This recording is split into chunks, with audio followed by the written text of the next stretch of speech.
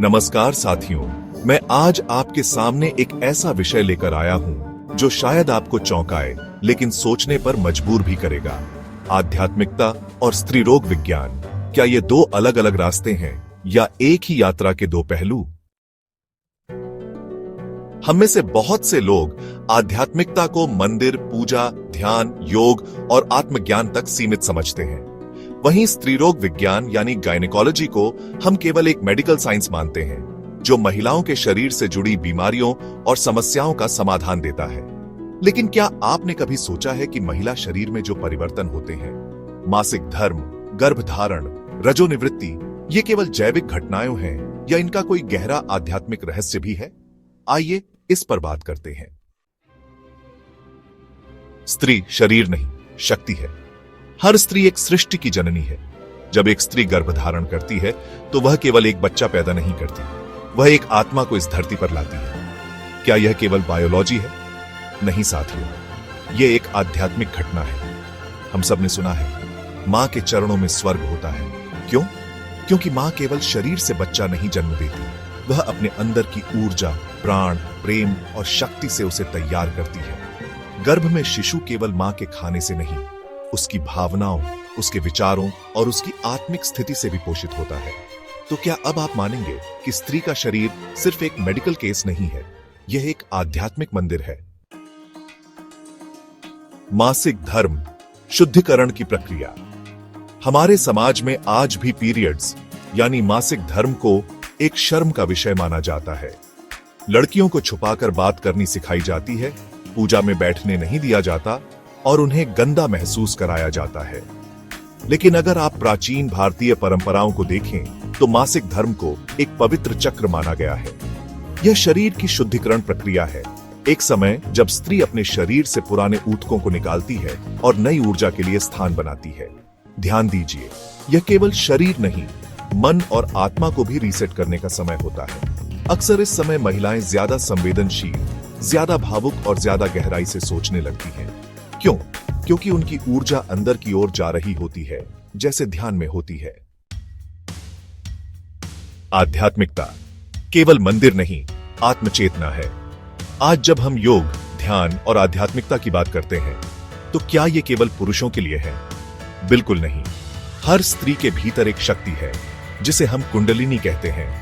यह शक्ति मूलाधार चक्र से उठकर सहस्रार चक्र तक जाती है। यही आध्यात्मिक यात्रा है। जब एक महिला प्रसव करती है तो उसके शरीर में प्राकृतिक रूप से वही ऊर्जा सक्रिय होती है, पीड़ा के बीच भी एक अद्भुत रचनात्मक शक्ति। इसलिए आध्यात्मिकता और स्त्री रोग विज्ञान को अलग अलग देखना एक भूल है।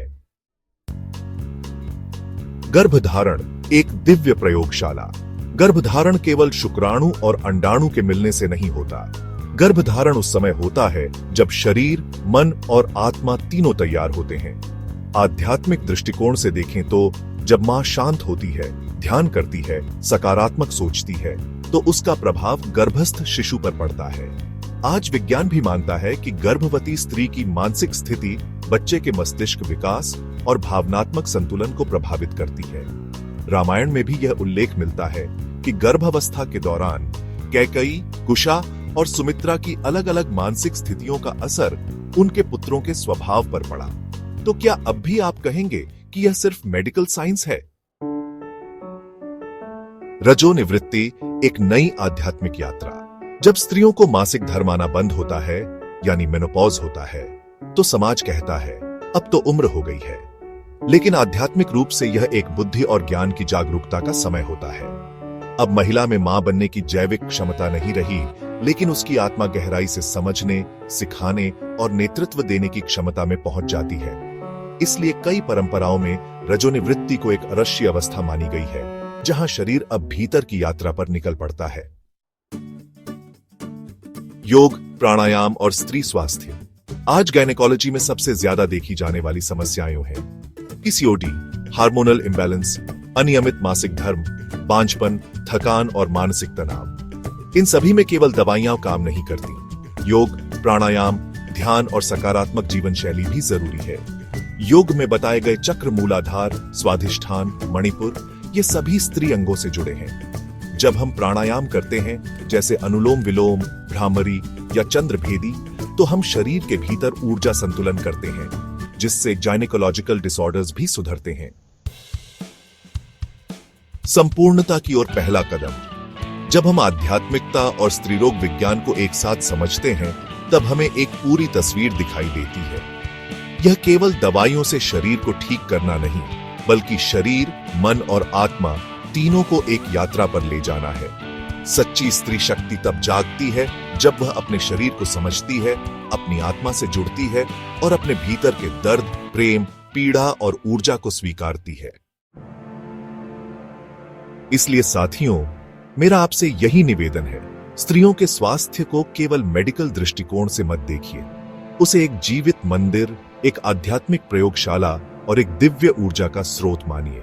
जब एक स्त्री अपने भीतर की शक्ति को पहचानती है, तो वह सिर्फ एक महिला नहीं रहती, वह एक जागृत आत्मा, एक गुरु और एक सृष्टि की सच्ची निर्माता बन जाती है। धन्यवाद।